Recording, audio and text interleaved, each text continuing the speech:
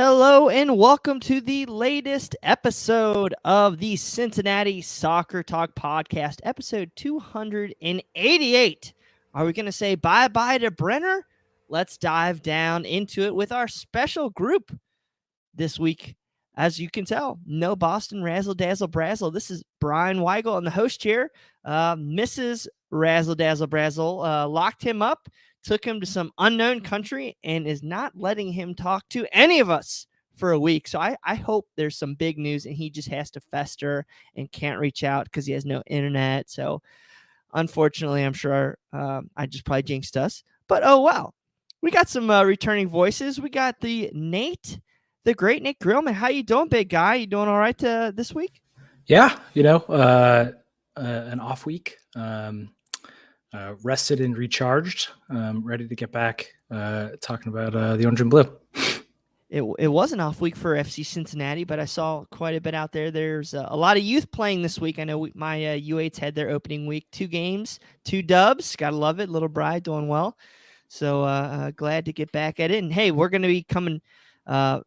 Games are becoming fast and furious here, especially with the U.S. Open Cup taking off in the 3rd round for FC Cincinnati next week. Of course, we've got my better half. We'll say most call him my worst half, but Bradley Weigel, how you doing?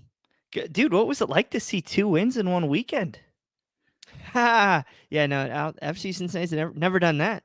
I have not attended outside the U.S. Men's National Team a win in 3 years, so it's been brutal. But no, it's good. It's good. I'm kind of I didn't know Boss was on vacation. I just thought he was on timeout for all those mispronunciations last weekend. Well, so. I can't say much because I keep calling one of our players like the author of James Bond. So, oh well. We do have a newer voice, I guess you could say newer voice to Cincinnati Soccer Talk. Of course, if you've been a part of our Twitter, if you've been on CincinnatiSoccerTalk.com, if you've been a part of the COVID draft that we had of picking our favorite, I think, best 7s or whatever that was, Jacob. But welcoming in officially to the Cincinnati Soccer Talk podcast, Jacob Clare. How you doing, Jacob? I'm good. How are you? Yeah, I definitely remember the draft. I picked up Okoli, and I had to pick up our boy Dallas J. He kind of did ruin my vote against our good old Ken Hetker, but I couldn't not pick Dallas J as my goalkeeper. Good looking dude, got a hell of a name. That was a fun experiment, and we had one that we're going to have to do at some point again, especially because we've been churning through players here in FC Cincinnati land the past couple of years. So I'm interested to see who's going to take Kenneth Vermeer or Przemysław Teton in those drafts from here on out. I can't imagine those two would help. I don't know. TT's got a little bit of a cult following around here. People go for the Polish Eagle, so. Yeah, the Ajax Polish Eagle, right? Right. Yeah, please no. I would do whatever. Maybe I'll just not be part of that to avoid that. Whoever picks pain. Mitch or Jimmy are the likely champions. I think Evan Newton has some fans too. Yeah, we're saying a lot of USL names here, everybody. So that just shows you, and kind of a topic that we're going to talk about a little bit later in tonight's show is kind of I guess we could say a Q1 report card, Nate, on FC Cincinnati. Yeah, I think so. With the off week, and hopefully that's given everybody time to recharge and kind of reset some expectations going forward for the next. Just about 80% of the season we've got left. Yeah, it's crazy. So, kind of what we want to cover tonight, guys. And if you have any questions or if you would like to have us talk about any topics, we're here for a great hour. We're going to start off with a little Brenner, oh my action. What's going on with Brenner? Is he bye-bye? Is he here for the long term? What are our thoughts? Of course, we're going to check out the progress with Nate. I would say maybe substance versus results with Jacob. Then we're going to talk a little bit about Moderita and potential new additions, and then maybe some U.S. Open Cup action. So, guys, it should be a fun little hour with Cincinnati Soccer Talk. But, of course, we do need to thank one of our best partners and sponsors out there, our friends at Suero X. We reached out to our friends at Suero X, and they've, of course, released a brand new lemon lime flavor out there, killing it on the shelves. So head over to Amazon.com or Suero X and get your case. I just ordered a case this week for my U8s. They loved all the different flavors. I think it's like 0 sugars, 0 calories, 8 ions, stuff to get the guys excited, re-energized for their games. And of course, as I always say, I like having a Suero X before I go down to the bars before these FC Cincinnati games. So if you have the chance, go out and do so. Hydrate, get all your necessary vitamins and ions inside your body. Of course, we have a discount code right now, CST 2022. Please process that coupon at checkout, CST 2022, for a discount. It lets them know that you are watching. And of course, it's some great stuff. I mean, literally, to me, it's my wife, honestly, like, will steal all that before I even get to half of it. So that's a good sign, especially with the 0 sugars and all that stuff. So check it out. We got the promo code on the screen. We'll have that up for a little bit longer if you guys want to check it out. All right, guys. As most of y'all heard, and I think everybody out there, whether you're a MLS League podcast, if you're just a random FC Cincinnati podcast, like we have 10 of them out there now, you probably have heard Brenner, as announced by Laurel Failer on Queen City Press. Apparently, Brenner turned in a transfer request to the leadership at FC Cincinnati last week. Apparently, there's an offer on the table from Brazilian side Internacional about a loan potential buy. I'm not sure exactly what the scoop of it was there, but he had the opportunity. He wanted to go, asked Cincinnati, hey, this is what I want to do. And of course, they said no. So guys, hearing everything you heard, and I'll kind of throw it over to Brad. What's your initial reactions when first off you heard about this news last week? Well, just as far as him wanting to leave portion, I'm not too shocked. I mean, he was sold. He was going to come here, played for Jaap Stam, who is a Man U legend. He wanted to go to Europe. So Gerard Nijkamp was a guy who came from Europe, had a lot of contacts. And pretty much from day one, the lack of success, the lack of the ability to get him chances to score goals, consistently, that hurts. Honestly, there's still so many holes in this team. If I was him, I still don't feel like this team's set up for him to succeed very well. So if you're him trying to continue to jump to one of the bigger clubs in Europe, make that next step to get there, I don't blame him for wanting to get out of Cincinnati. I think, of course, the host here, so I'm not going to put a bunch of information out there. I ask you guys this, but I don't normally like to take this stance. I'm about as big of an FC Cincinnati homer as it comes. And I literally was like, good for Brenner, good for his leadership team, honestly, because while I have so much faith and trust in Chris Albright and Pat Noonan and what they're doing, I kind of want those guys that are hungry for success. And I want them to say, hey, this is not good enough for me, FC Cincinnati, and this is a very public way. Nate, what do you take? Do you have a take? Do you agree with that? Or are you like, hey, man, like, keep this behind closed doors? It's so much part of the modern game. And honestly, I'm not sure I put a ton of stock in it. I mean, he's I think everybody who's listening to this remembers the shortened preseason he had because of he was back in Brazil getting his green card. So that delayed him arriving in camp. He missed the first trip to Florida. I think arrived late to the second one.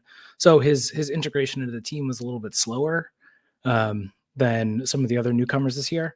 And then surprisingly, in some ways, you have a functioning strike partnership with Dom Badji and Brandon Vasquez. That's one of the more convincing attacking units in MLS this year, which feels just weird to say after what we've had to watch the last couple of years. So he hasn't, gotten back into the starting 11 yet. So I think it makes sense that whether it was Brenner, whether it was his representatives, somebody just in his camp. I think the Brazilian window is closing Tomorrow, the 12th. Tomorrow. Yep, tomorrow So- night, Tuesday night. If there is a time for him and his representation to have the most leverage here, it was last week. And I mean, who knows if I can't imagine they actually expected FC Cincinnati, after paying $13 million for him, to accept a loan offer to go back, especially with and I'm sure we'll get to it, the convoluted ways that it impacts the salary cap, and it's just like, it doesn't make a ton of sense just with how he fits into the roster. But I think this is just a message from his camp that he expects to be playing, and he expects to be one of the first names on the team sheet. And if he's not, I think he'll use whatever leverage he has. I think he'll be here tomorrow. Hopefully he'll be starting this weekend. Hopefully this off week gives him a chance to get closer to full fitness, and maybe he, instead of the 30-minute cameos he's been getting the last couple weeks, he gets up to maybe he starts and plays 60, and then Baji comes in and plays the kind of that half hour that Brenner has been playing off the bench, and has a chance to impact games, because he's actually been pretty good this year. There have been a couple performances where I've been impressed, and he adds a different element to the front two with Vasquez, that I think this team could really use. Yeah. Now, Jacob, personal preference. I think this is a guy who has a lot of flair, and yes, he hasn't performed to the level, but first year guy, COVID year, played a ton of games. His value. What do you make of his value? And of course, sell on. Like, are you still impressed by him? Is this somebody you still want here? And I mean, at some point, it has to make sense for FC Cincinnati to sell this guy instead of just keeping here, riding the pine, or loaning out. Yeah, I definitely agree with both Nate and Brad on that. Brenner's been like very outstanding in the small amount of minutes that he's played this season, but also I would love for him to stay here. I love how he plays. I think he would be a great partnership with Vasquez. I think they complement each other well. Vasquez is pretty good on holding the ball, whereas Brenner is more of a speed type striker. So Vasquez will play him in, but I think that Brenner knows that as a player at his age, he needs to be ascending. He can't be stagnating at a smaller MLS type club. MLS clubs are not going to be getting big offers for players unless those players are outstanding. Mm-hmm. So if he's not even getting minutes at an MLS club, he knows his future needs to change in the short term.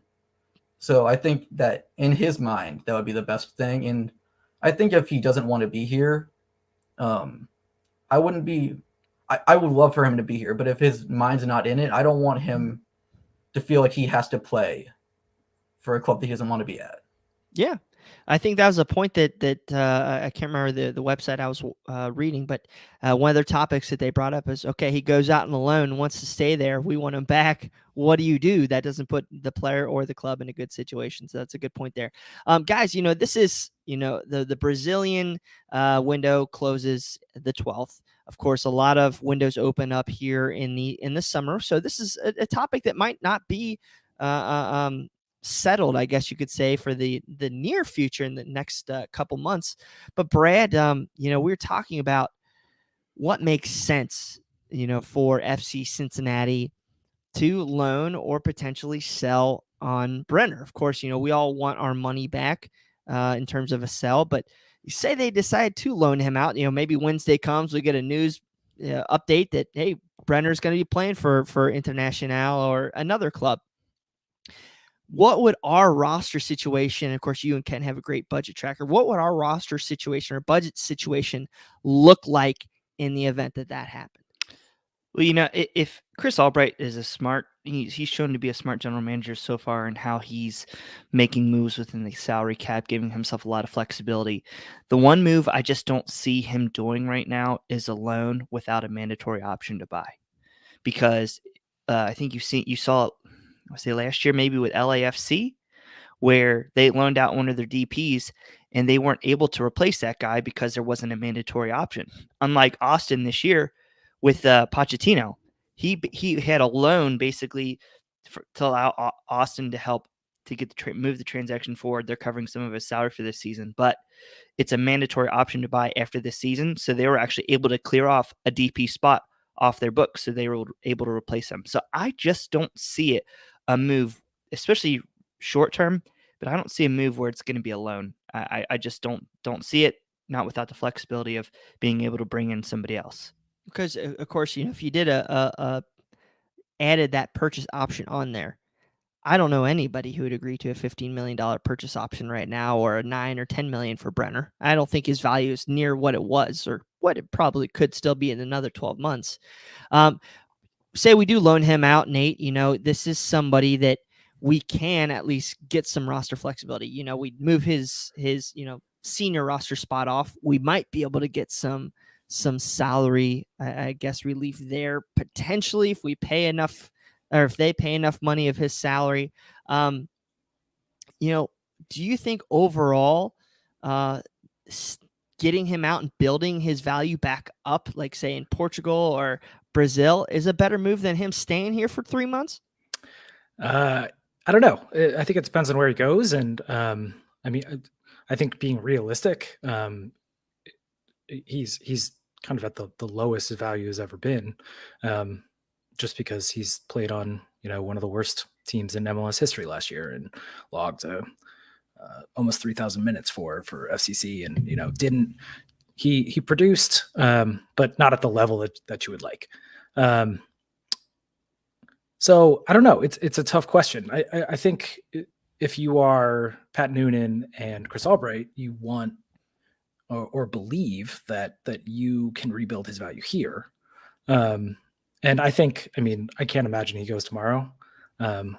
If he does, I guess we'll have to all right, reconsider that. But I want to push you. I want to push you on something you just said. So a lot of us have faith in what Noonan and Albright are doing.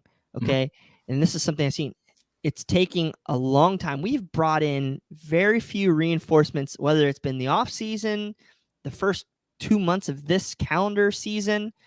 Yeah. Has FC Cincinnati failed Brenner, or, to Jeff Tebbett's point on the show notes, he wants Brenner to learn patience. If he joins Cincinnati to leapfrog in a year or two, such and such. Has FC Cincinnati failed Brenner in your opinion? Well, I think last year, they failed everybody. Pretty much any attacking player was not put in a position to succeed. I think there is a possibility that he could recoup some of his value this year. For sure. Look at what Brandon Vasquez is, and that's a conversation we will continue to have. The ascent of Brandon Vasquez to being, potentially an elite MLS striker is pretty wild, and I don't think anybody expected that.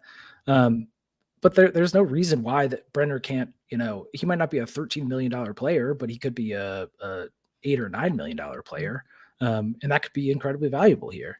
And then just to go back to the roster stuff, I feel like that was a concern coming into the year, but the way that either with the Makocha buyout or some of the trades, the Viacia trade, and some of the other roster mechanisms that Albright has used, I feel like that's not really an issue anymore. I think we're not really struggling to fit anybody in international spot wise. It seems like for the first time ever since the expansion draft, this club is awash in GAM and TAM space, and you could probably move some stuff around and have a third DP slot. So I think there's no financial aspect or incentive to moving Brenner right now. And I hope that when an hour before the game on Saturday that he's in the starting lineup and that ascent back to whatever his value will be in this league starts then. Jacob, so I hate, asking you to step in the shoes of Brenner, but it's been 2 months this season. We're still towards the bottom of the table. Yeah, we're not, as Brad likes to say, the bottom of the table, MLS table was, here. And of course, you can't see me from the podcast. FC Cincinnati was here last year. Well, now we're like here, the floors come up to, instead of being like the way worst in Major League Soccer, now we're, tied with the worst in Major League Soccer. if you're Brenner and you're looking around the dressing room, you see we have 17 senior roster spots used. We have potentially a DP spot open. You have done very, very little. I mean, Junior Moreno, God bless him. I think he's done so much good for the club, but you got to still be questioning what the heck's going on because you need help. You need help now in the midfield. I mean, do you agree with that assessment? Like, like with FC Cincinnati, like, come on, guys, what the hell? Like, show me you want me here. Invest in me by investing in my midfield to get me the damn ball. I think they need help everywhere. Not only Cop out. Come on. Midfield. Come on. It's about getting the ball to him. You're Brenner. What's your reaction, Jacob? I'm mad. Like when I think that when he came here, they sold him a vision where he would be the number one. And then Yopstam leaves in the middle of the season and he kind of feels like, well, what am I doing here now? And then Albright comes in and Pat Noonan comes in. And I feel like he kind of sees it as like, oh, I'm in for the long haul now. It's gonna be 2 years until we have a roster where I can really thrive. And I think that's why you see him doing this now is because he sees that this is going to be I'm not going to say it's a rebuild, but it's a complete retooling of the system. Mm-hmm. And maybe he sees that his skill set is not conducive to what Pat Noonan and Albright want to work with, or maybe he does see that the midfield doesn't give him the ball enough, and it doesn't. The midfield's not great. Junior Moreno's all right. Lucho Acosta he's good on his best days, but there's so many times where he just plays hero ball, like we all say. And if you're the number one striker, except for me, who I think is quickly becoming the internet's number one Lucho Acosta stan. Fair. Everybody needs a stan every now and then. But when you're the number one striker, you want the ball. And with whether it's the back line still being crap, or Can not really being the Band-Aid that we thought he might be. He's not bad. He's not as bad as Kenneth Vermeer. I mean, I'm not as bad as Kenneth Vermeer, but the entire roster still needs major improvement. And you've kind of seen how Pat Noonan and Albright are they're trying to get everybody in there. Mark Hannick is getting played some. You're seeing a lot of guys get in there, and they're trying to see everybody's value. And you see that when players sorry, we'll go. No, you're good. We'll go into that a little bit later. Putting a bow on this Brenner stuff real quick is we've told you guys on this show things are happening. I think a big kind of putting a nice part about this story is he was in training last week. He was training hard to, reports out there. He had his representatives there at the field. So you're at the game last week. So you would hope that FC Cincinnati resold him and his group on the importance of what they're building and what is about to come, because by golly, we got to set the foundation. We keep saying set the foundation. 2023 needs to begin in May 1st of 2022, in my opinion. Well, so, Brad, I just think they need to resell him on that. Yeah, absolutely. But like my worry still is, what's his mental state going to be? We heard from practice from Laurel and Pat that he won a competition or two and looked hard. But like, if you listen to Pat Noonan after the match against Montreal, he talked about how they gave up a goal. You just saw several players' heads drop. They just stopped. It was like end of the world. There's no coming back from it. And as part of this whole culture change, like, Brenner needs to be a part of that culture change. And if he's not, if he ends up being one of those guys whose head drops every single time, that's the one instance where I do have to say, you got to get rid of him. Okay. Well, guys, I appreciate that. And right now we're on Monday the 11th. We don't know what the 12th and the 13th is going to look like. So you might be seeing an emergency podcast here at some point. Don't know when that's going to happen because I got family coming in from Germany. So we'll see how that goes over the great Easter weekend. I've restocked my bar full of bourbon, Carnes, so you'll be happy about that. But real quick, guys, it's not all about Solero X here. They're a great partner of ours, but our show is largely supported by you, the fans. We get sponsors like our great friends at Solero X, but we've really appreciated our help via our new Patreon. So, of course, we saved up a little coin and called our friend Boston on the cruise ship to give us to express his thank you. So I'm going to turn it over to Boston. We have reached the moment in our show where we thank you. CST is open and free to everyone, whoever needs it.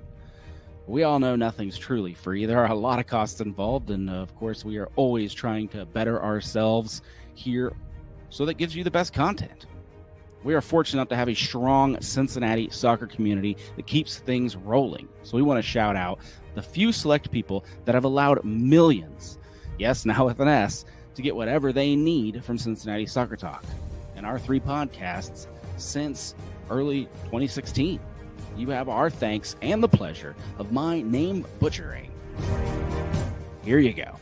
Reilly, John Davidson, Mike Hudson, Robert Stevens, Laurel Failer, Matthew Adamchek, Riley Stephen Burke, James Denbrough, Tom Newhouse, Ryan Weigel, Brian Gills, Dan Albers, Will Kaichuk, Ian Rexroad, Augustus Caceres, Bill Antonitis, Carl Feit, Jeremy Schran, Kyle Pohl, Christina Sharma, Rupesh, Tom Beversdorf, Jason, who is super average, John Haskell, Ryan Ernst, Mary Lou, Wes Anastasi, Rob Pierce, Clifford Adams, Thomas Seth, Pierce Johnston, Mike Parentis, Mr. and Mrs. Wiederhold, Rob Griselli, Bradley Weigel, Kevin Day, Jamie Schmed, Alex Carnegas, Mike Bowman, Brett Sova, Chris Hubbard, Kevin Cooney, Joe Max, Jack Emery, Sarah Gomerman, David Moore, Bob Ryan, and Ryan Durkin. Thank you all for your support.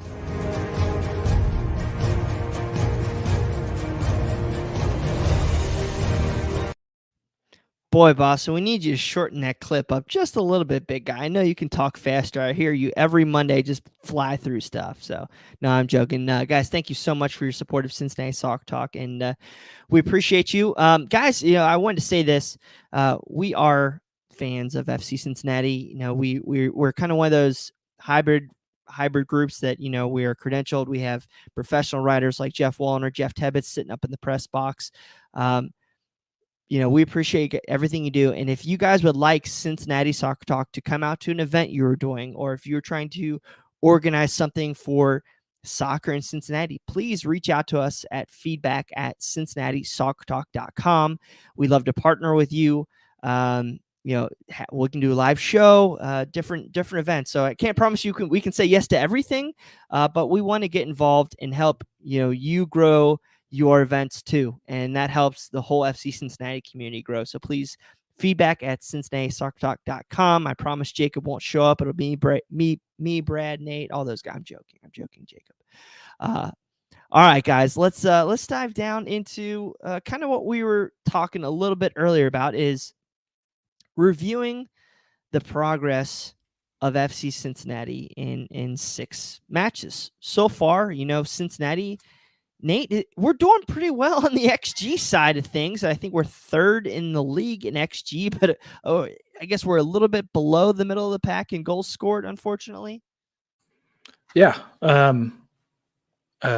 So creating chances, everything you would want, and that we really have not seen much of in 3 years in MLS.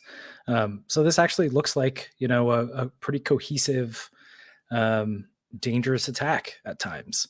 The defense is still not exactly where you would want it to be. But again, I am heartened by the fact that if you look at the Montreal game, Montreal wasn't consistently dangerous. They scored 4 goals on, 4 individual mistakes, which is another thing and something that FCC supporters have seen a lot of over the last couple of years. But outside of those chances, FCC really controlled the game. You could say that they're a little unlucky to lose. I was just pretty much right at the final whistle. I was looking back at the wild Montreal game from last year. What was it, 5-4? A real heartbreaking loss. I think they threw away two goal leads, something like that. But if you look at the advanced numbers behind that game, FC Cincinnati didn't deserve to really score more than 1 or 2. I think there was a penalty in there, and then there was a tap in. But Montreal really dominated them. So to be on the other side of that gives me confidence. And throughout this season, that's really been the case more often than not. So like the advanced numbers, if you just look at the expected goals that FCC has created and subtract the expected goals allowed, they're actually positive through 6 games, which is the first time that has happened in the 4 seasons in MLS. So this is probably the best team in terms of on-field product and limiting chances and scoring goals.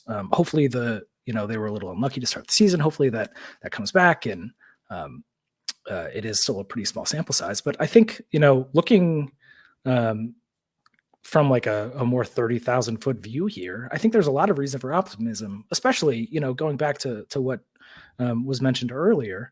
There really hasn't been a ton of roster turnover here. So assuming that there are signings incoming, hopefully, for Noonan to really have inherited this team, which is full of holes, like we saw on Saturday. Yu Yakubo did not have his best game in midfield, but he's came over as a DP winger, and he's really turned himself into a pretty solid midfielder, but he's not a natural midfielder, and that's going to happen. He's going to get bullied off the ball by Victor Wanyama, who played in the Premier League for a number of years. To be fair, that's going to happen to a lot of MLS midfielders. But I think for 6 games in, don't lose sight of the fact that we're only 6 games into Pat Noonan's tenure here.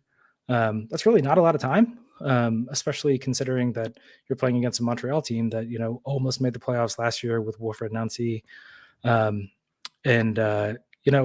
even just beating Orlando. That was a game where FC Cincinnati was probably a little bit lucky to win, but Oscar Pereira is one of the best managers in MLS. So to have this a cohesive system that's already it's not where we'd like it to be, and it's still disappointing.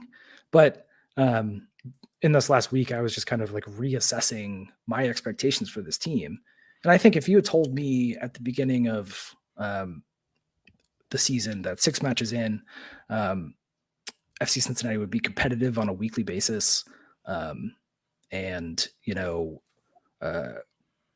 had 6 points and looked threatening more often than not, I absolutely would have taken it. I think losing that heartbreaker over Montreal and then losing to an expansion side sucks, but I just don't want to lose perspective that most people thought this team was going to be really bad, and I think I picked them to finish 12th, and that could still happen, but I wouldn't be surprised if it's 10th. We know Brad picked it 14th. What's up, Brad? Yeah. To piggyback on what you're saying, Nate, we're 6 games through, so we're starting to see trends, and right now the trend is FC Cincinnati was 12, like they have something right around 12 expected goals, which is top 5 in the league, depending on some of the metrics you look, definitely in that top quarter. And then now they have fallen 4 short of that number. So you like to think that number is going to start to get closer to what they're expected to be. On the flip side, they've given up a lot more goals than what they were expected to. So let's look at the last 2 matches. Okay. Against Charlotte, those were 2 really impressive goals that more often than not don't end up in the back of the net. And then FC Cincinnati had several chances where there's more likely to score than not. And then you look at this match, FC Cincinnati's chances, in my mind, were more due to a system, a way of playing, getting Powell up there, Jeff Cameron stepping up into the midfield, disrupting, and then turning on the counterattack. They scored good goals with the run of play. A lot of Montreal goals, in my mind, were due to something we've seen a lot over the last 4 years. Just absolute self-inflicted wounds, just ultimate collapses. So I think as we get in more, and I would like to think improved, better players, I think you're going to see those numbers trend the right way.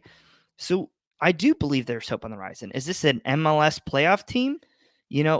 I'm not so sure yet, but kind of what Bryan was trying to say in that Brad Pitt, Billy Bean Moneyball skit, he said there used to be, the bottom of the MLB and then 30 feet of what, and then the Oakland A's. Well, that was FC Cincinnati in the stats. And now we are at least, we've met at least the bottom. And in my mind, our stats show we should be towards the middle of the pack. We should have a positive goal differential, except for Austin, and some of these worldly goals. So I think you're going to see a lot of that progress happen towards the middle and the final third of the season.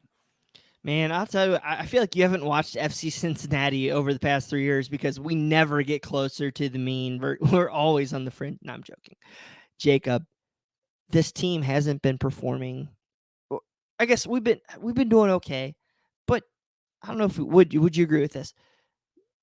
We could be doing better. Acosta is not playing as well as he probably could be, and you haven't had Brenner there. I mean, have you been happy stylistically with how we've been playing? I have been ecstatic about how we've been playing. I can't say any more words about how I've loved how we've been playing. I don't care about the losses. Losses are going to happen for a team that's where we just were and the amount of front office changes we've made. That's going to happen. But if you see how the team is playing and you don't foresee how well this team can be, if this is where we are at the very start of the Albright and Noonan regime, then I really don't understand how you could think that. I can really kind of just foresee how well this team can get if they bring in reinforcements that fit that system, and then the cohesion keeps going. The expected goals trend really gets back to where it should be if you think that the goals should be going in, and everyone just understands where the players on the field should be. It is unfortunate that Mata got hurt and is out for the season, because Powell played outstandingly well in the last game, and to have a player who's even better on the other side, that would have done wonders for spreading out the defense on the other side of the ball, giving more space to the wingers and the strikers, because now they can kind of shift over to Powell and they don't really have to worry about Ray Gaddis, who's average. But yeah, I've loved how the team has played. Be nice. He's still knocking off the rust. He was retired last year. Hey man, I've been knocking off the rust for 25 years. I still think we throw Todd Carnes out there left back and see what happens. I mean, it just looks like fun, honestly. They can't get winded after 2 minutes, Bryan. Oh. All right. So, kind of before we go over to more of the substance versus results, guys, I would like you guys to throw out a first grade of the first. It hasn't been the first quarter of the season, but we'll call it the first quarter. It's a nice bow tying, whatever. Brad, A, B, C, D, E, A, B, C, D, F, and B, G, I heard they gave E's, but Brad, go ahead. I'd love to be able to do it, be like based on general manager, players, coach. Okay, then do one of those if you feel that way. That's fine. Okay, so general manager, I'm gonna say like a C-. Outside of Junior Moreno, I don't feel like he's done enough. He has clearing opened up a lot of room. Clearing Yes, cap. I say he's opened up a lot of room. Jetting Viacia, interesting. Players, I would say probably B-, just because they're new to a system, new to a first-time head coach, a lot of changes. Some of your best players missed preseason. So to get 6 points through 6 matches, I think it's good. And then for the coach, I think I got to give him a B+. And I think that's going to be a different, scale as we go along, as he gets his feet wet. If he has 6 points next year, this time, it's not going to be a B+. But I think how he's experimented with formations. He's seen which partnerships do work, don't work. He's missing one of his, best players in Mata. That's a big change for how he wants to play. You're not seeing Brenner succeed yet. So I think that there's definitely a lot to be hopeful for with Noonan as he figures it out. I mean, we're seeing the Charlotte head coach doing very, very well, but we got to keep in mind, he's been a head coach before. This is Noonan's first go round. He's learning as he's going. So I think it's definitely positive there. Nate?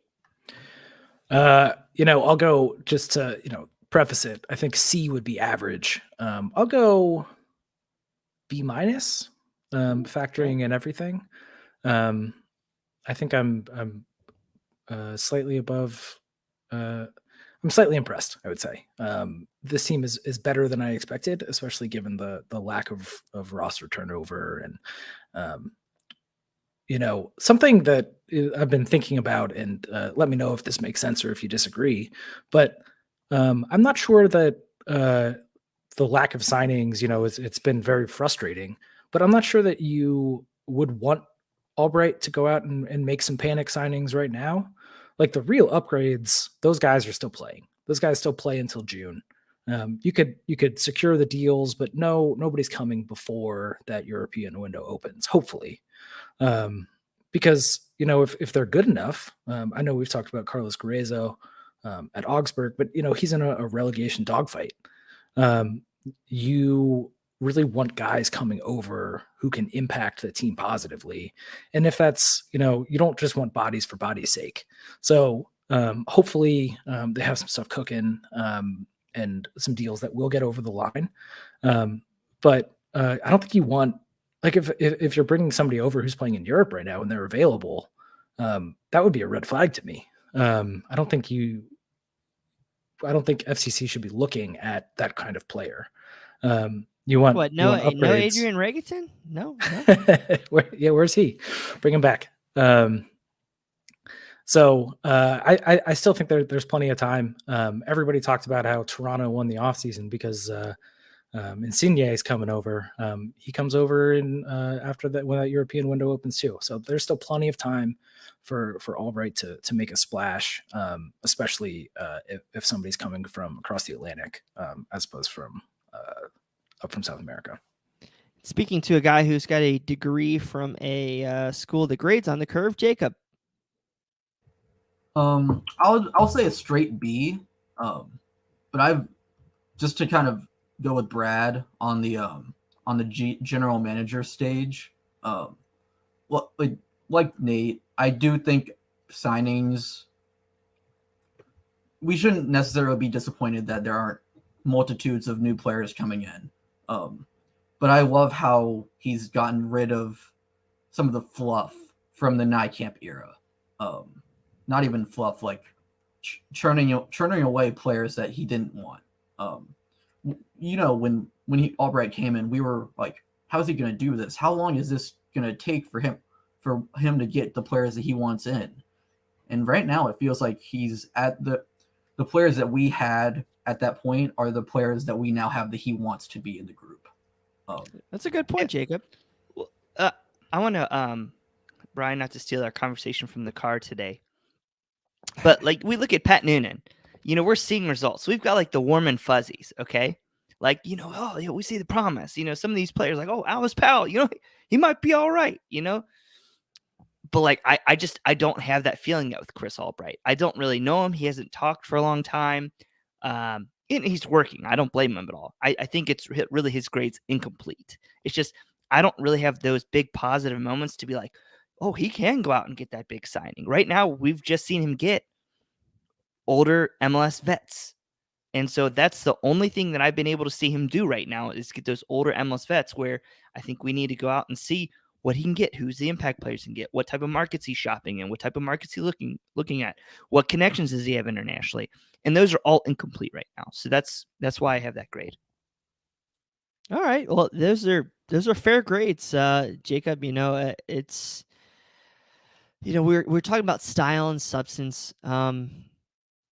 So far, has met expectations for you on the on-field product. Is somebody who's like maybe questioning, at least entertaining going to the games, is how we're playing, at least intriguing you more so than, the losses and the wins. I mean, hell, that Montreal game was fun as can be. The DC United, even though we lost on the PK, that was fun as can be to be at that game.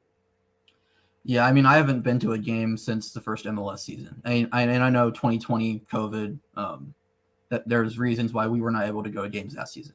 But I had multiple chances to go to. Oh well, I did go. I went to the Joe Burrow game last year to see our boy. But other than that, I haven't been to a game in a while. And that's because of complicated things, but also because the team sucks, or the team sucked. And even worse than that is they were boring. They were just not playing in an interesting style of football, or soccer, or whatever. I just didn't want to watch them play when I could look at my phone all day at home. So,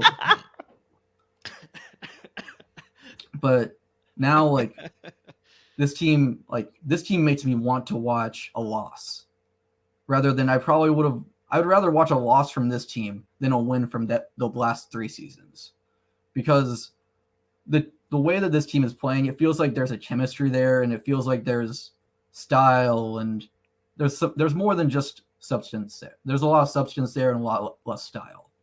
So I love watching this team play, and I think that should go into how the roster construction and the roster selection is also chosen.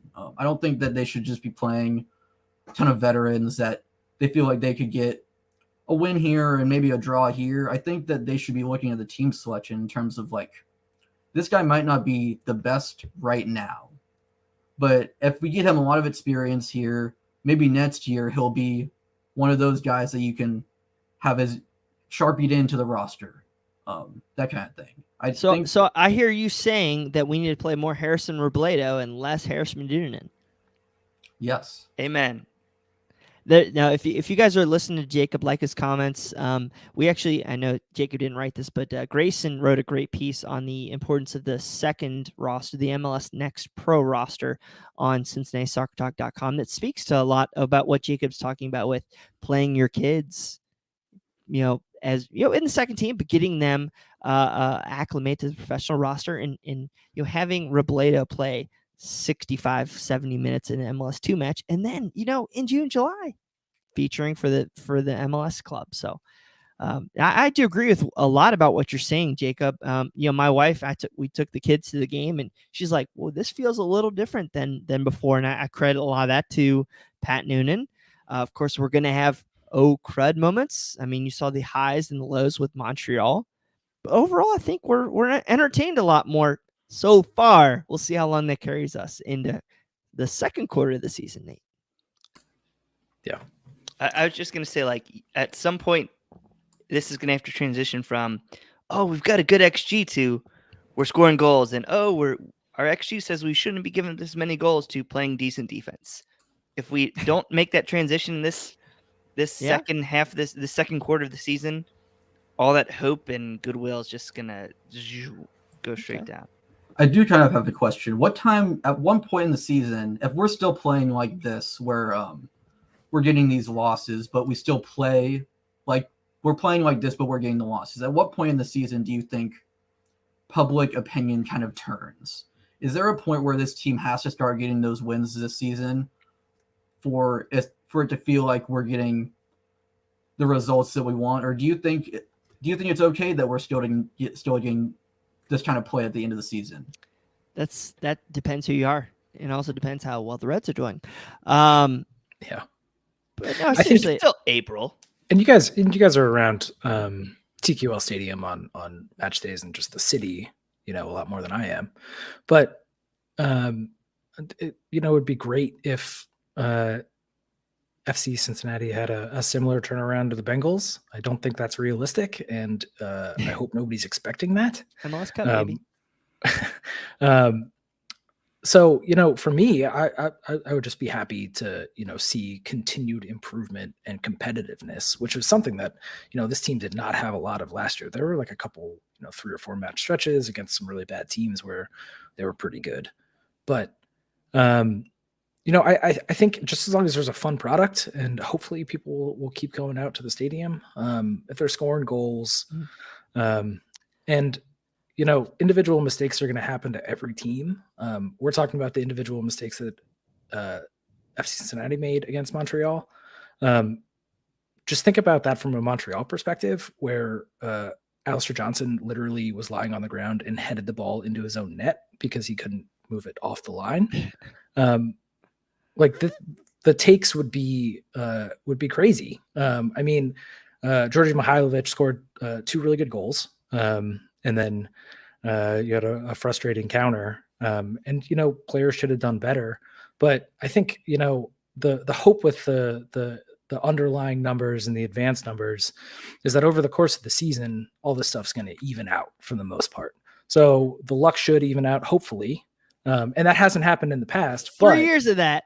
But that's also with a team that was not only historically bad in terms of like goals scored and goals allowed, real goals allowed, but the underlying numbers back that up too. So not only were like individual mistakes leading to goals, they were still getting smoked in the advanced numbers too. So just because a defender fell over or Kenneth Vermeer let in a ball at the near post. Last year, the advanced numbers were saying that, that if it wasn't that one, it would have been a different shot. Mm-hmm. So I'm going to put a bow on this, and we'll go to our last couple topics of the evening. One way to do this, say if things aren't going as well, one way to instill hope is to bring in new players. We've been linked, I guess, heavily on Twitter. We haven't heard a bunch publicly on this side. A potential defensive midfielder out of Turkey, Obina Nambwodo. He's a Nigerian youth international. Has had some rave reviews out of Turkey, even though his team looks to be going down in a relegation battle. But they're saying FC Cincinnati's in on this guy for about $3 million. And hey, we keep talking about what formation are we going to look like going forward. We don't have enough healthy bodies to do this like 3-5-2, whatever is going on. So maybe we bring in this Buena here in, I don't know if in this window or in the summer coming up. But guys, are you, for the little we know about this, Brad, does this make you feel better that we're targeting at least a guy that is not done with his wheels like Makocho? To be fair, man, I don't qualify for seniority rankings, whatever, when it comes to all of our scouting services that we get. I'll let Coach handle that if he's a good player or not. But I do, if it's true, I do like FC Cincinnati's going after a DP type player, a difference maker, a guy that should step in, should be able to rotate with Kubo, should be able to rotate with Moreno. Maybe it frees them up a little bit to try different roles, different opportunities, give the coaching staff the opportunity to run a different look out there. So, and then also if one of the guys gets hurt, we know that the other two guys can play. So, but yeah, I like if it's true and we're willing to keep shelling out money, I think that's another reason to keep fans engaged. I think it's certainly a positive. I hope he's not a DP. I hope it's, low level TAM, something like that. So, and we'll talk about this with Moderita. If it's a $3 million transfer fee plus whatever he's getting, he might not be what we call the true DP, but he's kind of in that high TAM range. Yeah, he's at high TAM when you amateurize that. But I think that brings to an interesting conversation about the roster here. Given that, so the timeline is Monterita hurt, Costa Rica duty. It looks bad. And I think he said it was bad. 6 months apparently to an FCC release. Yeah. But even before that, I'm sure there was some conversation between Mata and his camp and the FC Cincinnati front office. But after that injury, the Viacia trade happens. So you're moving center back depth even after a left back is hurt. So basically a long way of saying, I wonder if the long-term future of this project is not in this kind of 5-3-2. It's more in the 4-4-2 diamond that they want. So, bringing in midfield reinforcements Nick Hagglund doesn't have to start probably. He goes to be your first center back off the bench. Who knows what happens with Ian Murphy? So we could have, one or two midfielders coming in, and I think you feel better about center midfield if you have this, low level, high level TAM guy with Junior Moreno and Yuya Kubo, and then Lucho Acosta at the tip of that diamond. I mean, you think about it, you put Kubo in like a similar kind of Bedoya role, an attacking midfielder. And then you got Moreno, and the other guy could be your, more defensive guys. All of a sudden, that creates opportunities, and it also creates general responsibilities, and guys can predict play off of one another and know what they're going to do, and then chemistry builds. So I definitely like that. Jacob, so again, we got 5 minutes left in the show here. You're our big picture guy in terms of entertainment value and how we're thinking. FCC brings in a left back who's I'd say this is probably fair. Moderita's probably done for the year. There is some sort of you're going to free up his spot on the roster most likely, and then you're probably going to get some sort of financial help with replacing him with, I think, up to like $250,000, something like that. Guys, correct me, whatever. Add a left back, add a center back who's probably fringe starting, maybe full starter, and pushes Cameron or Blackett. D mid box, whatever, 6'8" guy in Abina here. Are you satisfied with that? Knowing, okay, we don't really have a full-fledged DP crazy signing Brenner Costa guy this summer. That's fine with me. I don't want them to feel like they have to go get a DP because they have a DP slot open. That's how we got into the massive hole we had with Nykamp and Jeff Birding as our other GM. So that's fine with me. I want them to find the players that fit the system. And if those players are not available, don't spend the money to get random players. And it kind of goes with Nate's point from earlier. Don't spend money because you feel like you have to spend money. I think it gives us enough flexibility, Bry. And it still allows us to make some big transactions maybe this upcoming offseason. Because if we look at 3 players we haven't said much about today, we've got Barrial, Atanga, and Alan Cruz. Those are still 3 major question marks in 3 important positions on our roster. If we can address some of those core needs in midfield, all of a sudden we've got strikers we have some confidence in. We've got a midfield 4 we've got confidence in. We've got a back line that's developing in, and if we can address the left back spot, we can deal with those other situations, whether we sell them this summer, move them on. I think at least 2 of those 3 players still have some sell-on value. Cruz will probably just go away at the end of this year. That gives us even more ammunition to build this team at the end of this season. Got to get younger on that back line, in my opinion. All right, guys. We've been gone for a week, no play. Guys, the team's coming back to play at Atlanta United this week. I think, Brad, you have a March to Match Day. Make sure to check that. Hopefully check that out if it does come out. You got Coaches Talking Tactics, which you'll be releasing here shortly. So please make sure to check that out.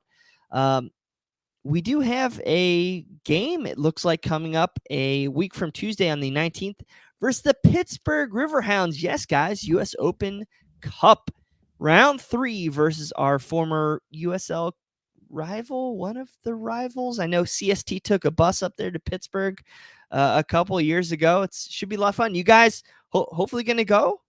We excited? I wish. Well, yeah, you guys can't really go. I'll be here for the match that Sunday. Brad, we going? Yeah. I will be going to my couch to watch the game. Okay. It is streaming on ESPN Plus. Okay. Don't have it. No, it's like $3 a month. You can do a free subscription and cancel, bro. The Fighting Bob Lilies, dude, I love it. Russell Cicerone's coming to town. There's still a lot of bad blood. I one of my favorite memories of this club was, I want to say it was year 1 when all the Bengals players came out and they were like talking smack and we tried to build this rivalry. I also love when we sent the bus up there. I'm still not over when they knocked us out of the playoffs. that hurt. But Who? didn't the Riverhounds knock us out of the playoffs, dude? Battery did. No, Whatever. Yes. I can't remember. Well, But- I don't know if year 2. I don't know. I can't remember that year. I thought it was year 1. Was it Battery? Battery. Force Lasso. Okay, well, whatever. They still suck, and I hate them. And that field, and hopefully we win. I'm And games at 7:00 and not 7:30. Yeah, I hope so. I hope we play well. I do not want to lose, but I'm also excited to see. I'm excited to see how some of our younger players play, and hopefully this might be able to get some more people excited to go see the 2 team. Brad, we did play Pittsburgh at the series final. I don't think we played them in the playoffs. Was I thinking of the Rhinos? I can't remember at all. Wall Fall. That name rings a bell, but I don't remember it. Riverhounds Nope. have never beaten FCC. Jeff Tebbets, love you, pal. Nobody's perfect. Sorry, guys. Oh, we know you, Brad. Let's see, anything else? I think that's pretty much it, guys. Let's go into our final thoughts. Boston's actually going to give me props because I kept the show fairly on track versus the hour and 15 minutes we always expect. Jacob, give us your final thoughts for the evening. I just think this team its floor is currently pretty high. I really like where the team is going right now. I don't even think it's playing at where its highest potential is. And if we're getting to where our potential is, I really do think there's a playoff spot that we could grab. If they play as well as they think they can do, even without Mata. Mata's injury does really hurt this team's potential. But I think if Frey Gaddis turns off some of that rust, and they get in form, I think this team has I'm not going to say a decent shot, but they have a chance. And I feel like that's the first time we've been able to say that in their time in MLS. Awesome, man. We appreciate your time on the show. You did great. We're gonna have to get Boston to buy you a mic and send it up to you, get you on here a little bit more, big guy. Thank you very much for all you do on CincinnatiSoccerTalk.com. Jacob runs the scheduling behind the scenes, really kind of keeps the gears moving on CincinnatiSoccerTalk.com and has been doing that for the past several years. So invaluable member of Cincinnati Soccer Talk. And guys, please feel free to check him out on social media and interact with him. Part of our family, FC Cincinnati family. So Nate the Great, give us your thoughts. But I love that hat you're rocking there.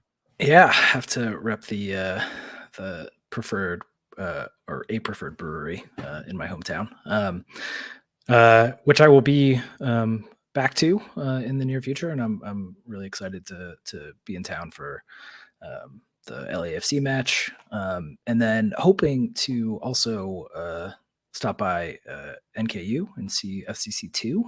I think they play Saturday. It's one of the few weekends where there are 2 home games. So if anybody watching this or listening sees me out there in the crowd, say hi.